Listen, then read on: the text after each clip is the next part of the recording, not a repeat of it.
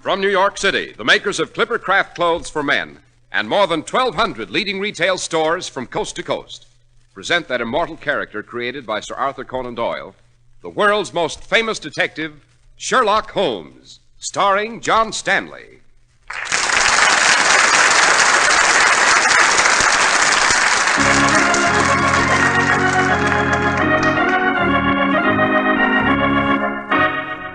This week's story, The Adventure of the East End Strangler. Holmes, what do you expect to find here at this house? A killer, Watson. A fiendish and diabolical killer seeking another victim. A prince of crime, as shrewd and as vicious as Jack the Ripper. Good Lord, Holmes, what's that? Quick, Watson, into that house. That scream came from a victim of the East End Strangler.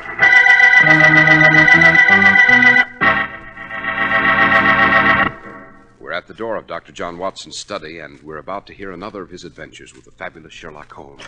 Well, good evening, Mr. Harris. Good evening, Dr. Watson. And what memoir are you compiling tonight, sir? Tonight, Mr. Harris, I am hard at work on an adventure that for sheer terror is unparalleled in my memoirs.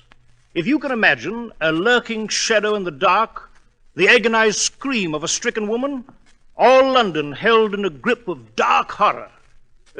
I'm afraid I'm a bit ahead of my story here, Mr. Harris. Well, you've got me on the edge of my chair now, Dr. Watson. What's this adventure called? My old friend Holmes always refers to it as the Adventure of the East End Strangler.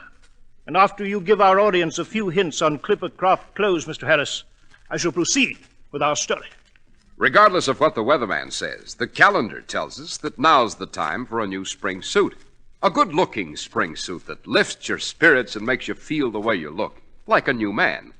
In short, a Clipper Craft suit, styled to make you look your best, broad-shouldered, trim-waisted, the tapered-down look of a well-dressed man. Now, don't say that you can't afford that kind of suit, because you can. Yes, a genuine Clipper Craft suit of pure worsted costs only $45. And that beautiful Clipper Craft topcoat in all-wool gabardine or covert costs from $40 to $47.50. But Clipper Craft clothes look like much more, feel like much more, actually make you look like the best-dressed man in any company. So tomorrow, visit your Clipper Craft dealer and treat yourself to a spring suit you'll be proud to wear. A Clipper Craft suit.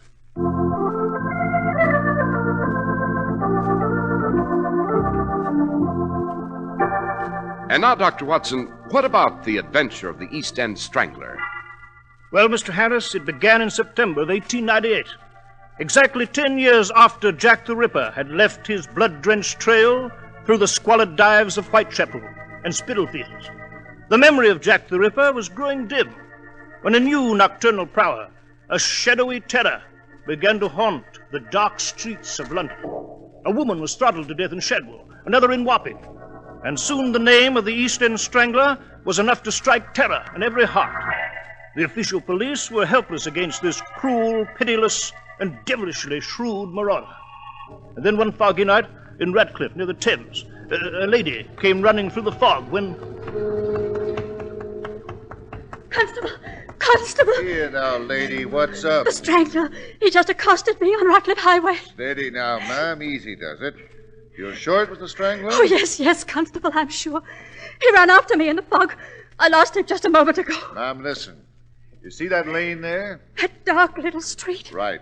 You just go down it till you come to Commercial Road East. You'll be able to get a cab there. Oh, Constable, no. Don't leave me. Nothing to worry about now, ma'am. You just follow my instructions. I'm going back and look for this East End Strangler. There isn't a man on the force who hasn't been itching to get him.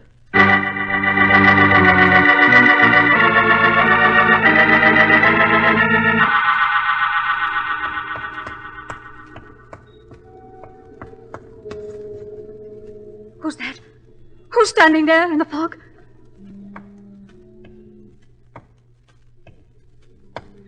Who are you? What? Good evening, my dear.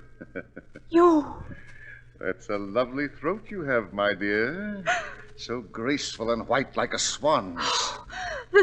Yes, my dear, the Strangler. The East End Strangler. And your throat. Ah, yes, your throat is smooth, so smooth, like silk, and graceful, so graceful. No. It's a pity, such a pity to mar the whiteness of that throat. But what can I do? What else can I do? Oh, please. Oh, no. Oh, don't. How soft to the touch, how it yields to the caress of my hands. Oh, no. Oh, no. Don't. Don't cry out, my dear. Don't fight and struggle. The others have tried to cry out, too, but it was useless. In a moment, you will feel no pain. Now it is all over, my dear. And it's such a pity. Such a pity. But then, my dear, what else could I do?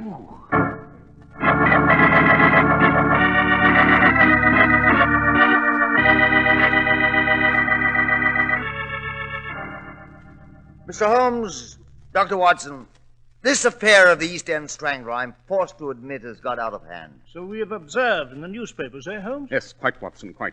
I must say, Inspector Lestrade, it's rather late in the game to summon my colleague and myself. The official police have bungled this affair badly. I should say. Lady Wyndham last night was his third victim. I've no doubt he's plotting the fourth. Dr. Watson, the man's uncanny, a genius, I might say. He moves about like a shadow, strikes and vanishes. Yes. You've doubled the constables, Lestrade? Yes, Mr. Holmes. But the beggar seems to be on to the police every step of the way. He's eluded every trap we've set for him so far. Then we must bait the hook with a more subtle lure, my dear Lestrade. Now, suppose we examine the facts. Yes? First, the Strangler chooses only women as victims. We know that these women are of high breeding and good circumstance. Yes, but what are they doing in the slums of the East End, Holmes? That's an excellent question, my dear Watson, and a curious circumstance which will bear investigation. But now, let us examine the exact geographical area of the Strangler's operations. You have a map of London, Lestrade? Yes, Mr. Holmes. Right here on my desk. Capital. Now then, gentlemen, observe. The first victim was found in Shadwell, here. Yeah. The second in Wapping, here. Yeah. And the third and latest, Lady Wyndham, here, in Ratcliffe. Yes. Now, let us draw a circle around these points. By Jove, Holmes. They're all in the borough of Stepney. Precisely, Lestrade. The Strangler, for some pertinent reason, has limited his activities to Stepney in the East End. A whim, perhaps, but I'm more inclined to believe it's either design or circumstance. Now then, let us proceed with our investigation. What now, Holmes? Now, Watson, we shall examine Lady Wyndham's body in the mortuary.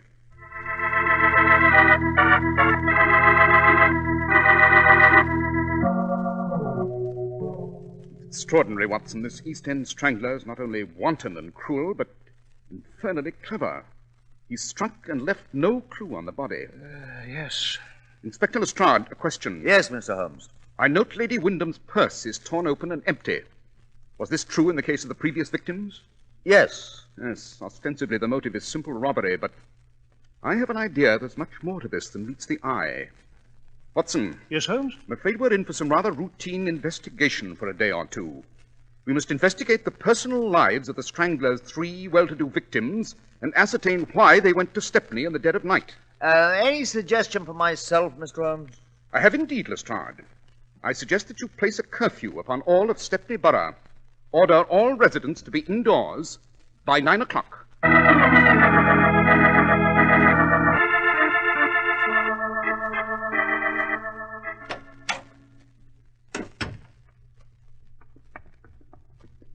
Lady Margaret. Lady Margaret, ma'am. Oh, it's you, Mary. What? You're all dressed, milady. Surely you're not going out at this time of night alone? Yes, I must. It's urgent. But it's dangerous, Mum. What with the Strangler walking the streets and all? I've got to take the chance, Mary. It's a foggy night outside, and I don't think anyone will see me. Lord love us, Mum, but it's all too much for a poor girl like me. Why should you be going out on a night like this and all alone? Mary, you remember my confiding in you about George? You mean... Yes, the man I almost married 20 years ago. I just got a letter from him this morning. Lady Margaret, then he's alive. He's come back to London. Yes, but he's in desperate straits, Mary. Oh, you understand. Hiding in the slums of Stepney. The police are pursuing him for something he didn't do, and he needs money. Money to get away. I must bring it to him tonight. Alone. And Mary... Yes, Lady Margaret? You're not to breathe a single word of this to anyone. Everything I've told you now and before is in the strictest confidence. You understand? Yes, Mum. Very well. I'll go back to the servants' quarters and go to bed. I won't be back until early this morning.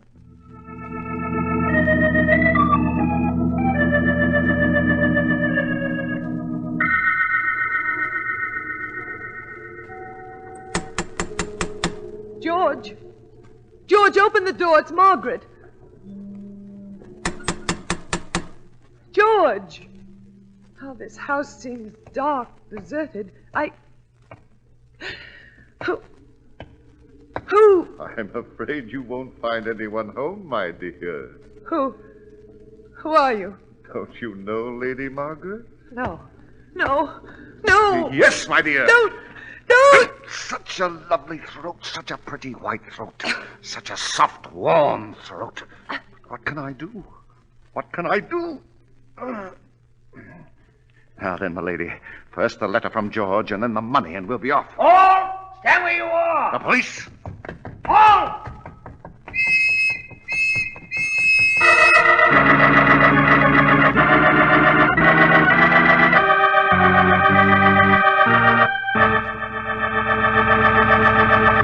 Well, Dr. Watson, this is one adventure I'm going to remember for a long time. Yes, Mr. Harris. What you've heard is only the beginning. In a few moments, after you give our audience some facts to remember on Clippercraft clothes, I shall relate to you what happened. You don't have to pay a lot of money to get real styling in a suit. The kind that makes a man look his best. A Clippercraft worsted suit at $45 or a Clippercraft topcoat from $40 to $47.50 have styling you usually associate with clothes costing much more. You see, Clippercraft can afford the country's foremost designers because of the tremendous volume of Clippercraft clothes Americans buy. Over 1,200 independent merchants from coast to coast have joined in a gigantic buying pool to make possible the amazing values Clippercraft offers today in styling, in fabrics, in fine tailoring. And speaking of fine tailoring, of workmanship, Clippercraft clothes take their name from the famous Yankee clipper ships, also New England built to superb standards of craftsmanship. Yes, when your Clippercraft merchant invites you to compare Clippercraft with clothes costing many dollars more, he really means it. That's why men who know insist on Clippercraft clothes bearing the Clippercraft label. So be sure to visit the Clippercraft store in your city. These leading stores in the metropolitan area are proud to add their names to Clippercraft in your suits and topcoats. In Manhattan, Saks 34th, Broadway at 34th. John Wanamaker Men's Stores, Broadway at 8th and 67 Liberty Street. In Brooklyn, Abraham and Strauss. In Newark, New Jersey, Boulevard Men's Shop, Kresge Newark. And in Jamaica, the B&B Clothes Shop, 16408 Jamaica Avenue.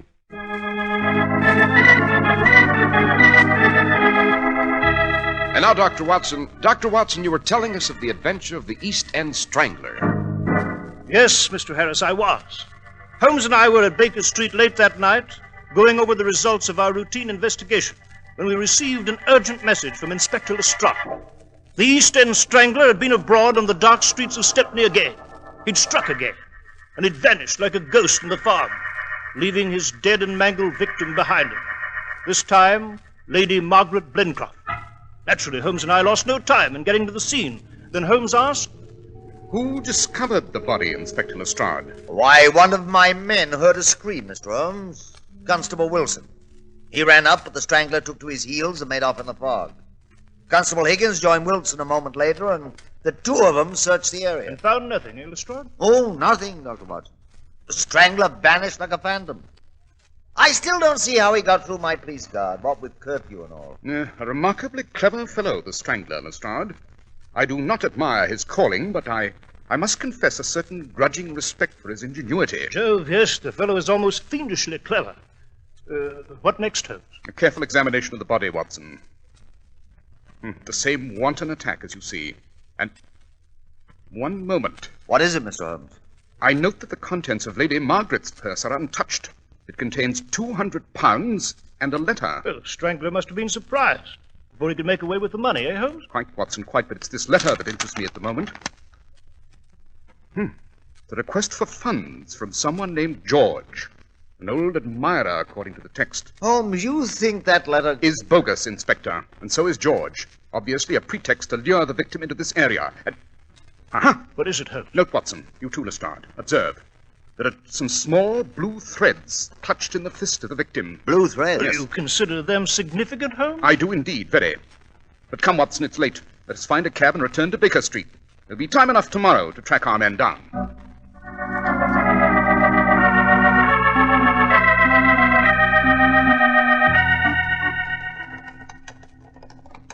Holmes, I must confess I'm completely baffled by this Strangler fellow. Are you, Watson? I cannot say the same for myself. Consider the results of our investigation today. What about them? We found that each victim, on the day of her murder, had withdrawn a large sum of money from the bank. Yes, Holmes, I know. We know that the killer lured his victims to the slums of the East End, and specifically to Stepney, through the use of bogus letters purporting to be from old friends or lovers. Well, what about it, Holmes? Obviously, this fellow who's taken the mantle of Jack the Ripper must have had access to intimate and personal information concerning his intended victims. Yes, that seems reasonable, Holmes. Quite. And therefore, our next step is to pay a visit to the home of the latest victim, Lady Margaret Blencroft, and question her personal maid.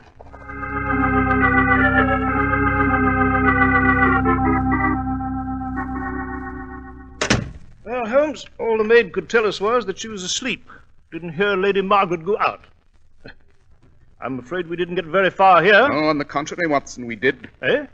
What do you mean? The contents of her sewing basket. They were significant. Very.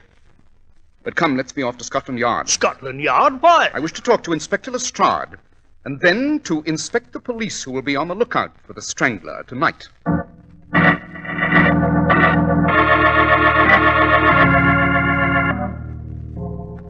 So these are the lists of the Metropolitan Police assignments, eh, Lestrade? That is correct, Mr. Holmes.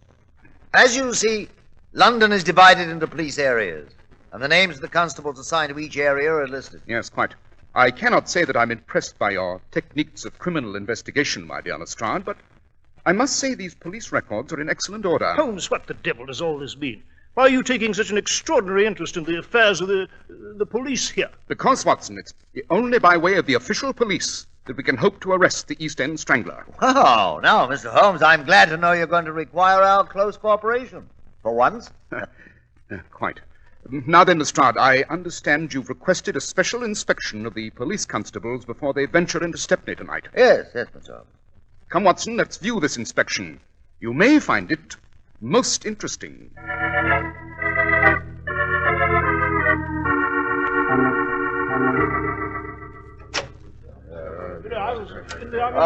Well, here we are, gentlemen. As you see, the men are waiting for inspection. Attention! Oh, fine-looking squad of men, Inspector. Finest on the force, Dr. Watson. Suppose we review the constables now, Lestrade. As you wish, Mr. Holmes. After you.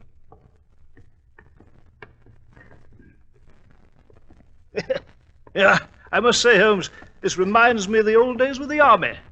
I recall one day the General reviewed my brigade at Bombay. One moment, Watson. You there. What is your name, Constable? You mean me, sir? I do indeed. What is your name? Higgins, sir.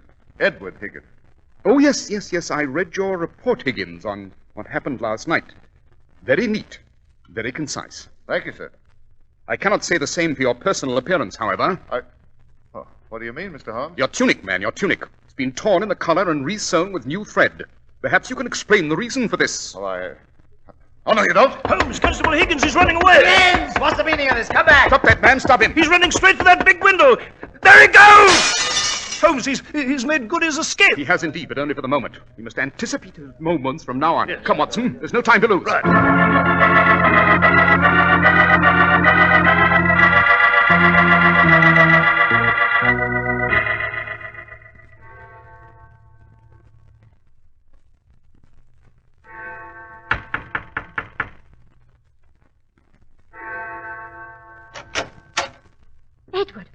Edward Higgins. Shut the door, Mary, quick. Edward, what are you doing here? You're supposed to be on duty. It's Holmes, Mary. He's found me out. The game's up. I've got to get out, get away to the hideaway on the continent. Edward, then I'll go with you like we arranged. We'll go together. Wait till I pack my bag. Don't bother, Mary. What do you mean? The East End Strangler still has another job to do. Another neck to twist. Edward, what do you mean? Whose neck? Yours, my dear. Edward, no! Yes, Mary. You know too much about me and our little game. You know where I'm going to hide out from here. This Detective Holmes will be sure to worm it from you. Edward, for the love of heaven! Besides, why should I share all the money I took from those fine ladies with you? I got plans of my own, dearie. Oh, no, please, don't. Ah! Such a lovely throat, my dear. So graceful, so smooth. A pity, Mary. But what can I do? What can I do? Take your hands from her, Higgins. Holmes! Look out, Holmes. He's going to rush you. I'll teach you to interfere. Suppose I teach you a little jiu-jitsu, Higgins. Away you go. Jove, Holmes, you flung him right over your shoulder. Well, he's unconscious. Yes, quite, Watson. He made the mistake of being off balance on the attack. Now, while this constable lies here, Watson, suppose you go out and find another constable to arrest him. And this woman as his accessory.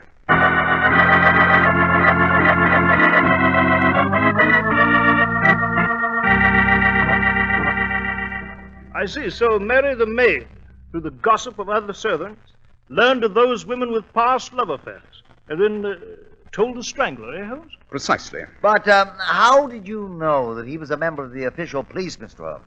Obvious, Lestrade. Remember, Constable Higgins had an intimate knowledge of police strategy, and therefore was able to elude the patrols. Furthermore, Lady Margaret Blencroft was strangled during a curfew, when only police constables were allowed on the streets. Recall, too, that Higgins, by a curious coincidence, was close to Lady Margaret when she was murdered. Ah, and Higgins' patrol area had always been the Stepney district. Quite. But the blue threads in Lady Margaret's clenched hand, what about them, Holmes? Oh, yes, the blue threads, Watson. They were the same color as the tunics worn by the London bobbies. She tore Higgins's collar in the struggle, and he hurried to his accomplice Mary to have it repaired. I had only to inspect the police line and pick out a man with a ripped collar newly resewn. Holmes, I must say you've conducted a rather sound investigation here. Very professional. Thank you, Lestrade. I appreciate the compliment. And I hope you will not hesitate to call on me in the future. It's always a pleasure to rescue the official police from their own mistakes. Hey, Watson?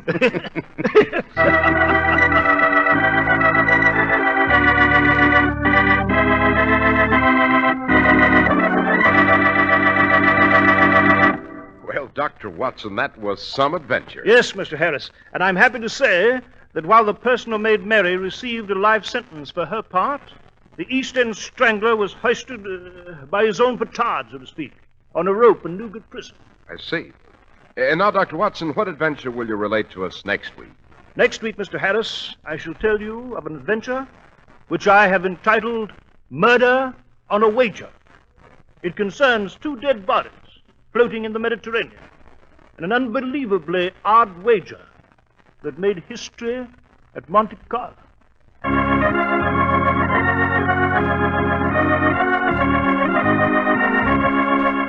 The makers of Clippercraft clothes and more than 1,200 stores from coast to coast have brought you another in the new series of broadcasts featuring the world's most famous detective, Sherlock Holmes.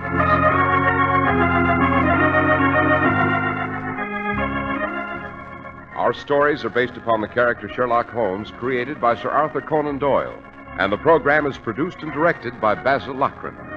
Sherlock Holmes is played by John Stanley, Dr. Watson by George Spelvin. This week's story was written by Max Ehrlich, with special music by Albert Berman.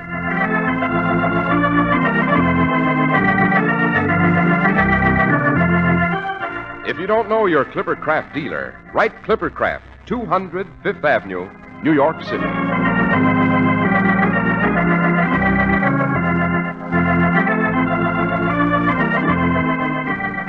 Be sure to listen next week to Sherlock Holmes in Murder on a Wager.